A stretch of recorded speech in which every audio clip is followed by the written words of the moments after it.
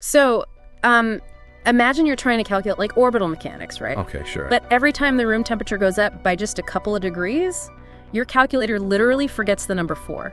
Oh, wow. Yeah, that would be a nightmare. Right. Like you punch in 2 plus 2 and it spits out 3.8, then 3.5. It just, starts guessing. Yeah. And that is actually the brutal reality of analog AI chips right now. We demand billions of calculations a second, but we're building these systems out of physical materials that warp and degrade and drift the moment things get even a little warm. Exactly. It's a massive issue. So welcome to today's deep dive. For you, the listener, we are exploring a really dense stack of technical documents today on analog in-memory computing, or AIMC. And our mission is to unpack a radical new framework, specifically a desk product and design manifesto called Inverted Man-ML, invented by Ollie in the summer of 2026. Yeah, and it's a fascinating read. Yeah. Because it proposes a complete inversion of how the microchip industry operates right now. Right, because right now we're basically fighting the physics, aren't we? Oh, absolutely. Yeah. Engineers treat these physical imperfections in the hardware as, like, a mortal enemy. They spend millions of dollars and just massive amounts of energy trying to force analog components to behave with perfect digital precision. Which is kind of impossible. Yeah, you can't beat physics. But what Ollie's Inverted Man-ML patent proposes is, well, it's letting the hardware be naturally, chaotically imperfect. It's accepting the mess. Exactly. Accepting it and then shifting the burden of perfection entirely over to the algorithmic software layer. Okay, so before we get into exactly how Ollie's solution works, we really need to understand why this is even a problem in the first place. Like, why are we even bothering with AIMC? Right. And it all comes down to something called the von Neumann bottleneck. So walk us through what that actually looks like physically inside a computer. Sure. So think about a standard computer architecture. You've got the memory. Like your digital SRAM or DRAM. Exactly. That's where all your data is stored. And then, completely separate from that, you have the processing unit, the ALU. That's where the actual math happens. Okay. So in traditional AI workloads, like if you're running a massive large language model, your processor is mostly just sitting there idling. Just waiting. Yeah, waiting for data. Yeah. The system has to physically shuttle a weight from the memory across a copper bus into the processor, do one single multiplication, and then shuttle a result all the way back. It's just an insane logistics problem. I was thinking about it like having a brilliant chef standing in a kitchen, right? Oh, I like that. But every single time they need like a grain of salt or a slice of onion, they have to run all the way across town to a warehouse to get it. Right, yeah. Bring it back, chop it, and then run the chopped onion back to the warehouse. Exactly. And that transit, that running across town, requires a massive amount of energy. Just moving the data. Just moving it. Right. Accessing a standard 1 kilobyte block of digital SRAM costs about 1 picojoule per byte. Which, a picojoule sounds tiny. It is tiny.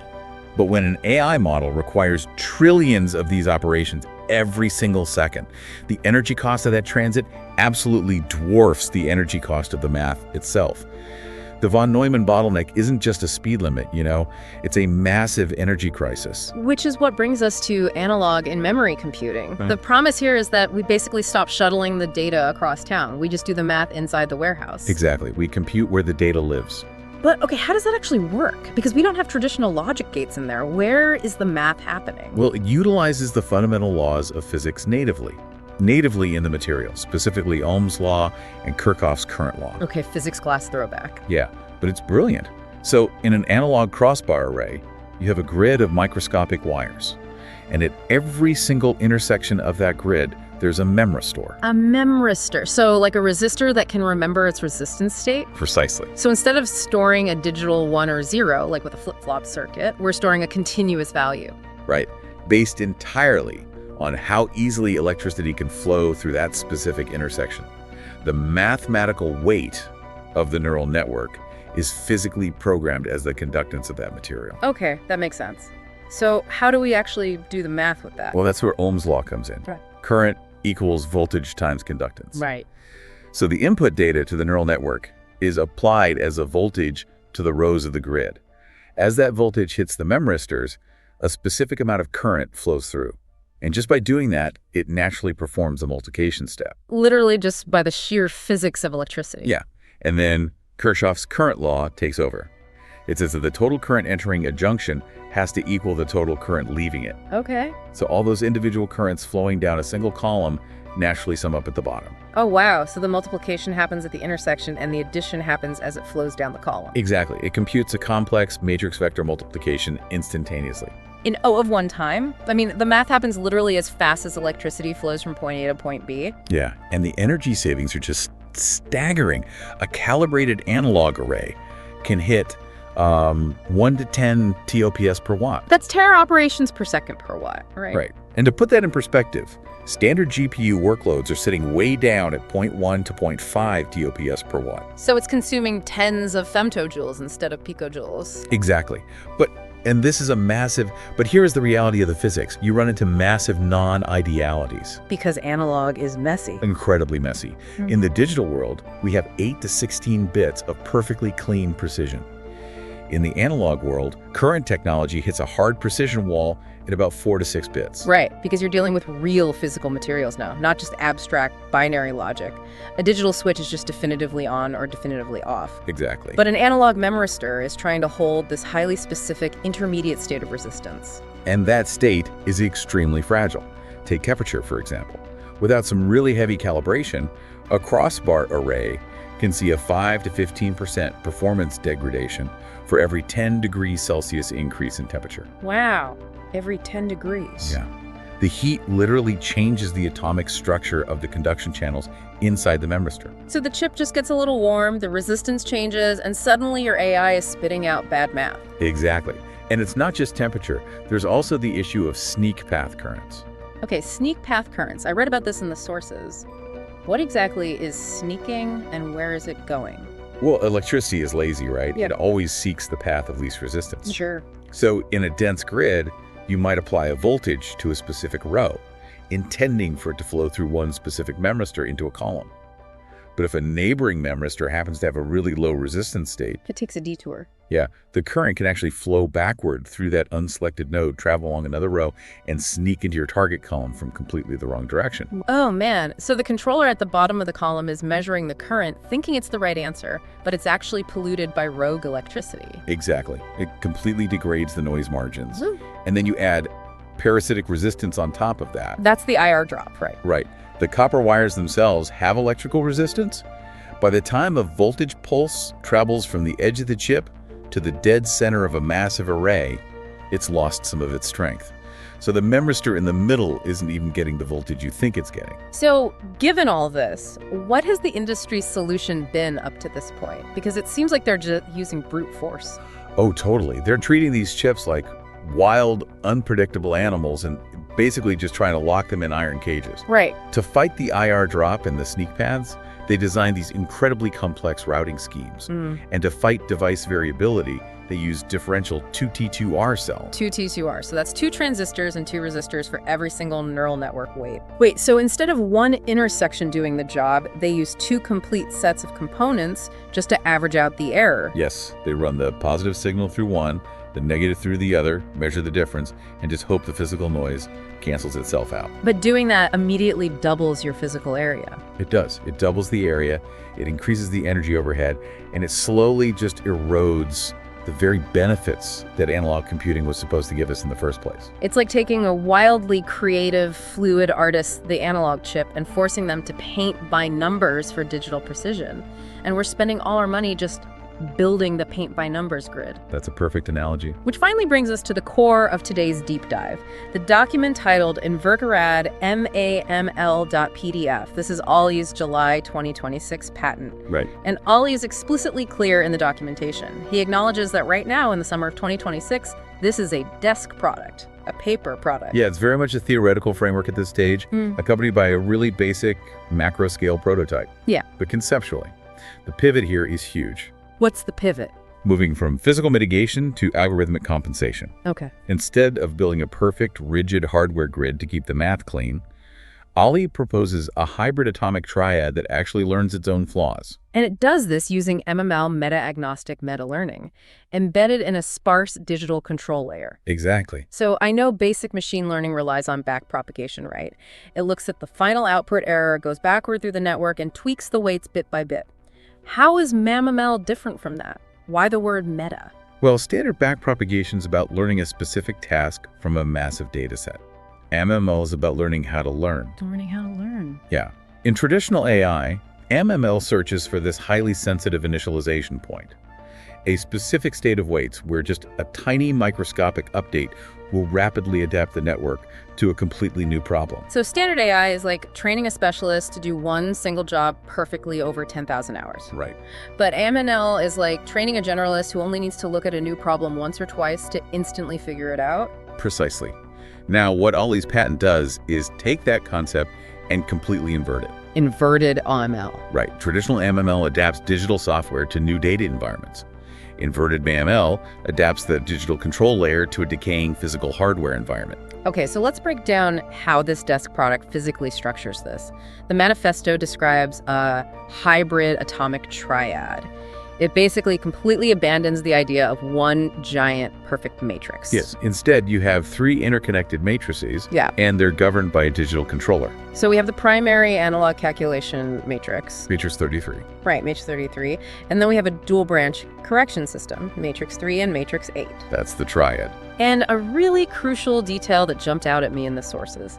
The documentation is clear that all 3 of these matrices are roughly the same size.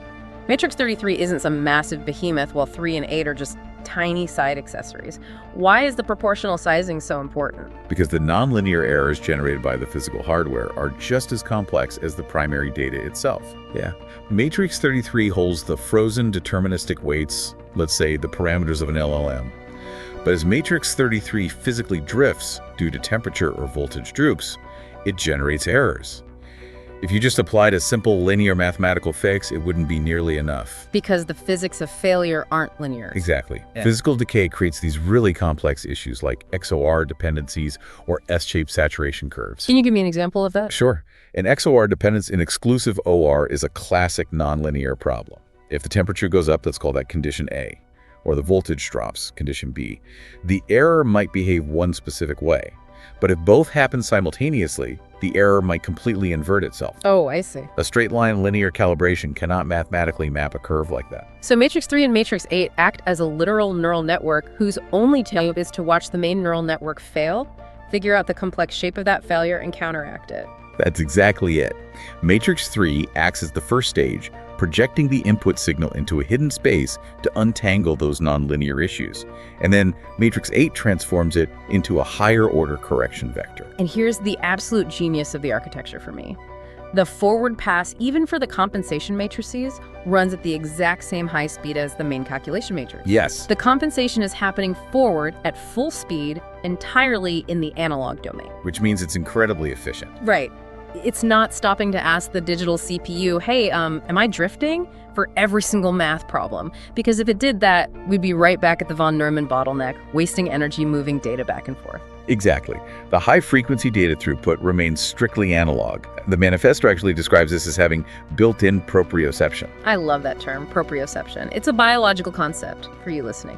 It's your body's inherent ability to perceive its own position in space. Like, if I close my eyes, I still know exactly where my hand is. Right, because your nervous system has this continuous low-level feedback loop that doesn't require conscious, high-level brain processing for every micro-movement. Right. It's like, imagine you're driving a car down the highway at 80 miles an hour. Okay. And the car's alignment is slightly off, pulling to the left.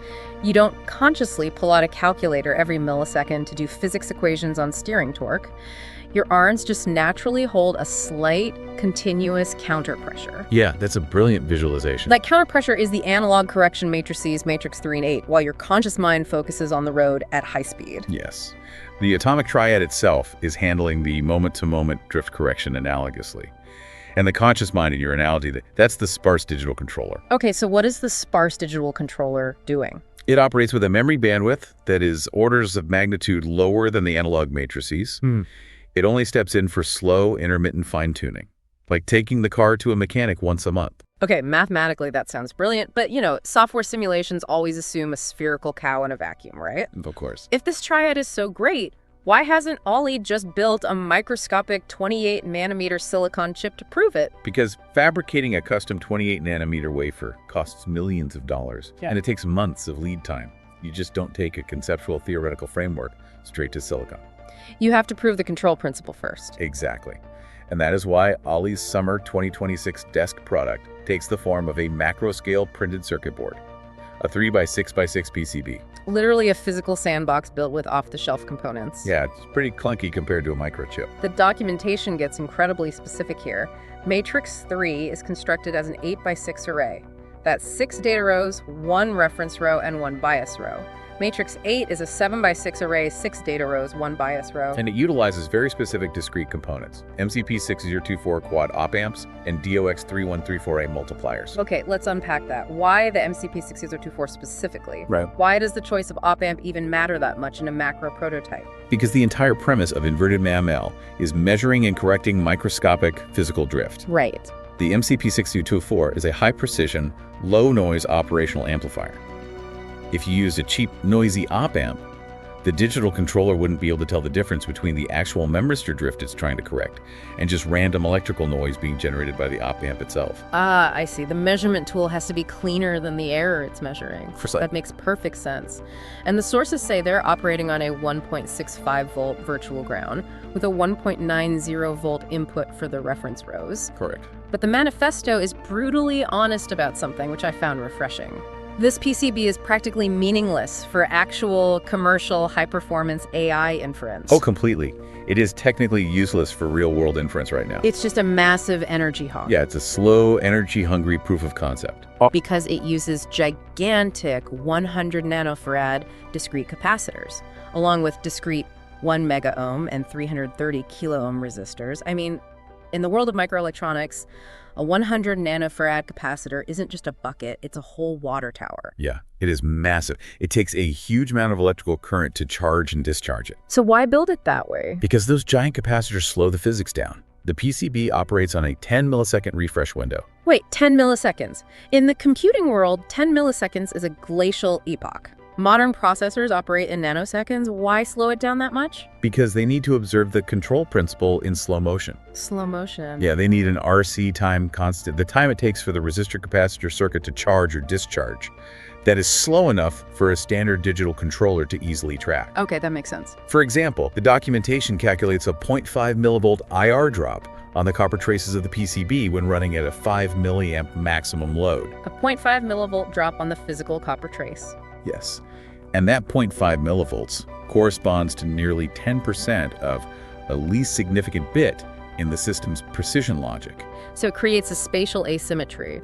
The math at one end of the board is suddenly 10% different than the math at the other end. Exactly. And the entire point of this slow motion 10 millisecond PCB is to see if the sparse digital controller can register that deterministic physical deviation. And then use MML to shift the digital input and output weights. Right, maintaining mathematical perfection at the system level. It's testing if the mechanic can actually align the steering wheel while the car is moving. Exactly. But there is another major limitation to this 3x6x6 PCB, right?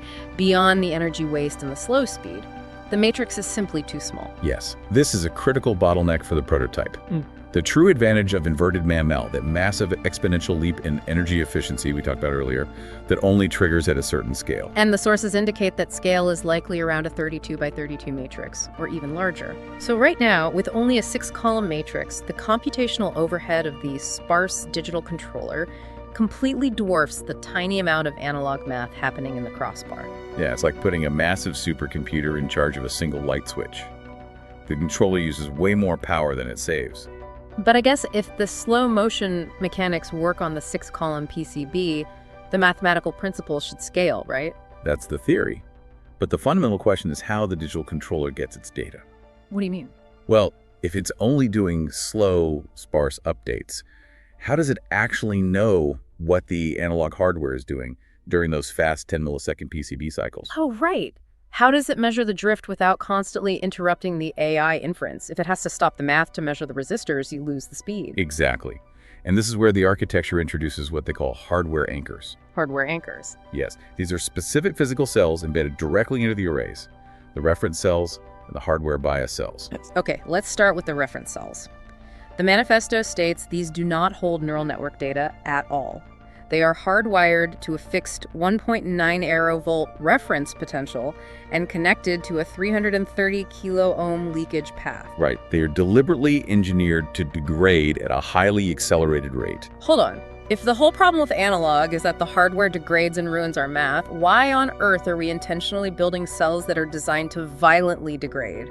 Doesn't that just pour gasoline on the fire? I know, it sounds super counterintuitive, but think of it this way. Yeah. The reference cells aren't doing the math. Okay. They are decoupled from the fluctuating input data of the actual AI model. Over the 10 millisecond cycle, because of that 330 kilo-ohm leakage path, they experience a massive, mathematically calculated 78.4% wide sweep in voltage. Why exactly 78.4%? Is that just like an arbitrary number? Not at all. It's based on the strict physics of the RC discharge curve. Voltage over time equals initial voltage times to the power of negative T over RC. Okay, bringing out the equations. Well, with those specific capacitor and resistor values, over a 10 millisecond window, the voltage drops by exactly 78.4%. And that provides the maximum possible dynamic measurement range without the voltage hitting zero and flatlining. So they basically act as a dynamic measuring stick. Exactly. They provide a normalized temporal clock directly from the physical substrate itself. Oh, that's wild. Yeah. So the digital controller glances at how far the reference cell has decayed, say it's currently dropped by 40%, and it instantly knows exactly where it is in the 10 millisecond timeline, independent of any digital clock. Precisely.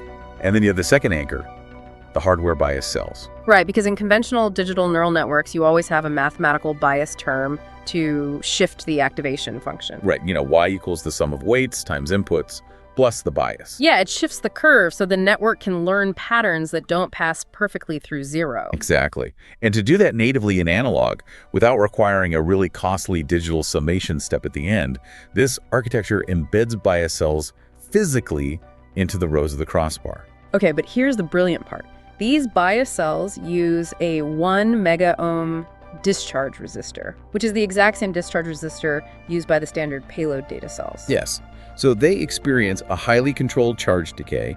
The documentation states it's a droop of exactly 9.52% over the 10 milliseconds. So they decay synchronously with the actual neural network weights? Synchronously, yes. Okay, I see where this is going. Because they decay perfectly synchronously, any ambient physical chaos, say the room gets hot or there's a common mode drift affecting the entire chip, is naturally mirrored in the bias terms. Exactly. If the temperature spikes and the entire array starts leaking charge, say 2% faster, the bias cell also leaks 2% faster. It's inherently linked. Right. So the sparse digital controller looks at that synchronous decay, factors it into the MAML algorithm, and seamlessly stabilizes the network's mathematical output without having to measure every single individual payload cell. This synergy is incredible, and it ties right back to what MAML actually is, because it's a few-shot learning algorithm, right? It doesn't need a constant high-bandwidth stream of data to understand the environment. It only requires a very few measurement snapshots of those anchors. It's the difference between needing a continuous 60 frames per second video feed versus just needing 2 photographs. Let's use a train analogy. If I want to know exactly what a moving train is doing, I could set up a continuous radar lock on it. But that takes massive bandwidth and energy. Right. But with inverted MAML, it's like taking 2 still photographs of the train 3 seconds apart. Yeah. From just those 2 few-shot snapshots, if I have a smart enough algorithm, I can mathematically calculate the train's exact velocity, its acceleration, and where it will be in exactly 10 minutes. Precisely.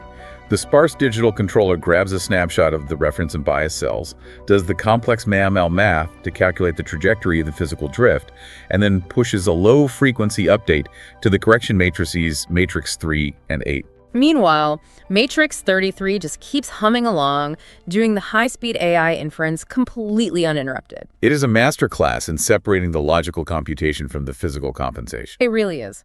But, as Ollie's manifesto openly admits, this is a desk product in 2026. There are massive, glaring, unanswered questions before this becomes a commercial reality. Definitely. So what happens when you take the training wheels off the PCB? Well, the biggest challenge outlined in the research revolves around the sparse digital controller juggling 2 conflicting tasks. Okay, what are they? First, it has to calculate the drift accurately. But second, It has to cover a sufficiently large matrix, like that 32 by 32 target we mentioned, to actually achieve the exponential energy efficiency that justifies the architecture in the first place. The duty cycle bottleneck. Exactly. The system operates on an optimized time distribution, right? Where the vast majority of the timeline must be dedicated to uninterrupted AI inference. And only a tiny fraction of the time, a highly restricted measurement window between those refresh pulses is allowed for calibration. Right. It's like a head chef trying to taste test a really complex soup while simultaneously chopping vegetables at light speed. Okay. The tasting is the MML measurement window. The chopping is the analog inference. So if the pot of soup gets too big, say, scaling up to a 64 by 64 or 128 by 128 matrix, the chef spends too much time walking around the pot, tasting different sections and calculating the seasoning. And the actual chopping grinds to a halt. Oh. Exactly. If the matrix scales too large, the digital controller might require too many clock cycles to perform the complex MML calculations. It would basically overrun its designated duty cycle and start stealing time from the inference phase. Which would bottleneck the ultra-fast analog inference, negating the entire extended advantage of AIMC. Yes. So where is the breaking point? Is it 32 by 32, 64 by 64? We don't know yet. The manifesto acknowledges this is the ultimate unknown in the summer of 2026. It just hasn't been tested at that scale. No, it can only be answered by testing real physics, building it out, and pushing the matrix size up until the sparse digital controller finally chokes. It has to be measured in a real ASIC in step 2. Assuming the 3x6x6 PCB actually flies and proves the slow motion control theory. Right. Which brings us to a fascinating thought experiment. Let's assume the PCD works perfectly.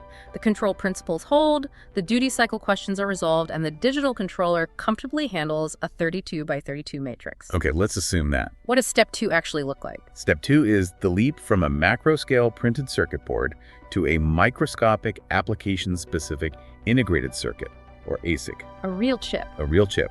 The documentation lays out a specific roadmap for migrating this architecture to a 40 nanometer or 28 nanometer planar CMOS technology. The physical scaling here is staggering, because those massive 100 nanofarad discrete capacitors on the PCB, the water towers we talked about, they shrink down to integrated metal oxide metal structures, MOMs. Like, we are talking about capacitances of approximately 10 to 30 femtofarad. which is incredibly small. Yeah. A femtofarad is 1/4,000,000th of a farad. And the physical discharge resistors, the 1 megaohm discrete components, are completely eliminated. They're replaced by controlled sub-threshold channel leakage inside the access transistors. Which is a beautiful piece of engineering, honestly. So. Well, normally a transistor is just a switch. It's on or off. But if you apply a voltage just slightly below its threshold activation point, it doesn't shut off perfectly. Oh, it leaks? Yes.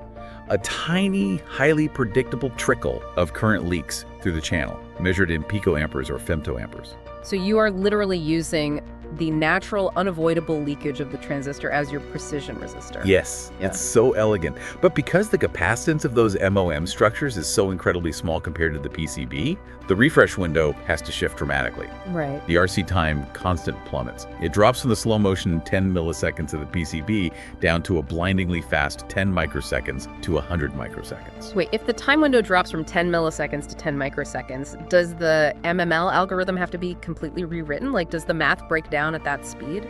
No, and that is the beauty of the inverted MML framework. It scales purely on the relative ratio of the time constants. Oh, wow. Yeah, the 78.4% sweep of the reference cell and the 9.52% droop of the bias cell remain mathematically identical, whether it takes 10 milliseconds on a massive PCB or 10 microseconds on a microscopic piece of silicon. Because the relative geometry of the decay curve is identical. Exactly.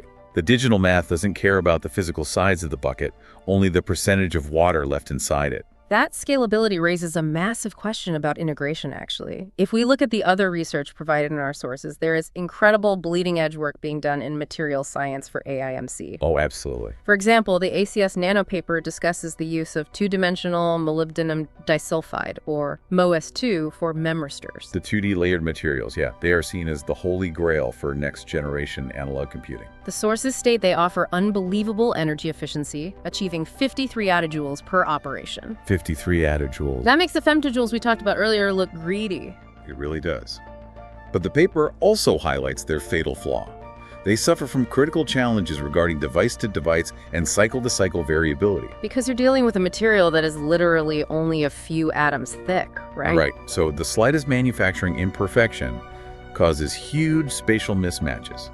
They rely on incredibly careful defect engineering. Which sounds expensive. Oh, very. The material scientists are literally trying to manipulate individual sulfur vacancies within the atomic lattice just to make the memristor function properly. They are the ultimate messy analog artist, and currently the industry is trying to solve these variability issues purely through material science. They're spending millions trying to figure out how to deposit the MOS2 more uniformly or engineer the atomic defects perfectly. But what if we combine the fields? What if we stack Ollie's inverted MML patent architecture on top of that existing ASIC tech? This is where it all clicks together for me, because it means you take the burden of physical perfection completely off the shoulders of the materials science engineers. Exactly. They don't have to build a perfect MOS2 memristor anymore. You build the atomic triad using those highly efficient but highly variable MOS2 memristors.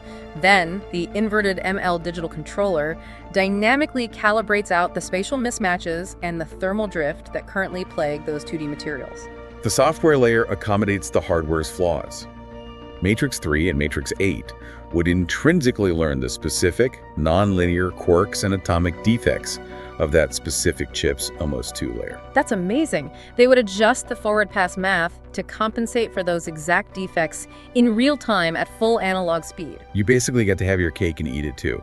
You get the 53 attajoule energy efficiency of the 2D materials, but because of the MML control layer, you don't sacrifice the strict mathematical determinism required for accurate AI inference. It creates a true symbiotic relationship. The hardware provides the ultra-low power O of 1-time calculation speed through raw physics, and the algorithmic architecture provides the digital determinism to keep the math clean. It completely bridges the gap. It fundamentally changes the design philosophy.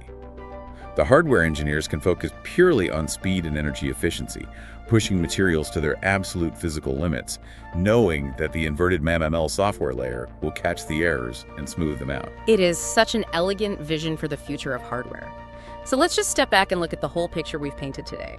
We started with the von Neumann bottleneck, the stark realization that moving data back and forth from memory to processor is bankrupting our energy budgets. Which led us to the brilliant but inherently chaotic promise of analog in-memory computing. Doing the math inside the memory using Ohm's and Kirchhoff's laws saves massive energy, but it traps us in a precision wall of voltage droops and thermal drift. And the industry trapped itself further by using brute force complex routing and massive 2T2R cells just to fight the physics. Until we unpacked Ollie's summer 2026 desk product, the inverted MML manifesto. A hybrid system, with atomic triad. Matrix 33 doing the heavy lifting, with Matrix 3 and 8 using built-in proprioception to feel and correct their own flaws at high speed, entirely in the analog domain. Governed by a sparse digital controller that uses brilliant hardware anchors, the 78.4% sweeping reference cells, and the synchronous 9.52% drooping bias cells. Right, taking a few snapshot of those anchors to calculate the drift, circumventing the need to constantly monitor every single memristor. And while there are massive unanswered questions in 2026 about duty cycle bottlenecks and where the system breaks at the 32 by 32 matrix scale, the roadmap is incredibly clear. Stacking this algorithmic compensation on top of emerging 2D materials like MOS2 could unlock just unprecedented AI processing efficiency. It completely flips the script on how we design computer chips. We don't need perfect hardware as long as we have perceptive software. Which leaves us with one final thought to mull over as we wrap up this deep dive. Let's hear it. For decades, since the very dawn of the digital age, we have assumed that the absolute pinnacle of computing is perfect, flawless digital state maintenance. We have worshipped at the altar of the pristine binary 1 and 0. Right, we want our machines to be exact. But as we look at the human brain, which is still, by orders of magnitude, the most energy-efficient, powerful computer in existence, we know it doesn't work like that. It's messy. Exactly. The brain operates on noisy, degrading, chemically imprecise analog signals that constantly self-calibrate and adapt. If inverted MML succeeds in bridging the gap between digital determinism and analog chaos, it raises a profound question for the future. That's sad. What if the next leap in artificial intelligence isn't about building ever more perfect, rigid hardware, but about designing algorithms that finally allow our silicon to be perfectly, beautifully imperfect? Wow, imagine that. Letting our chips finally act a little more organic. Well, thank you for diving into the mechanics and the math with us today. Keep questioning the perfect grids, and we'll see you next time.